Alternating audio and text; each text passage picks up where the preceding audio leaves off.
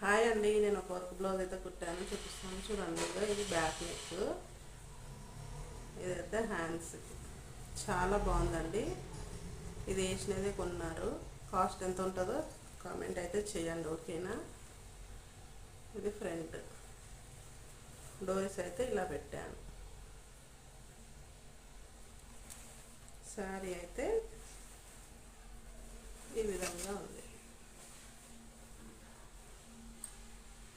కింద పెద్ద బార్డర్ వచ్చింది, పైన చిన్న బార్డర్.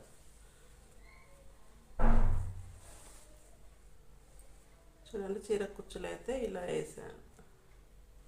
చాలా బాగుంది కదా.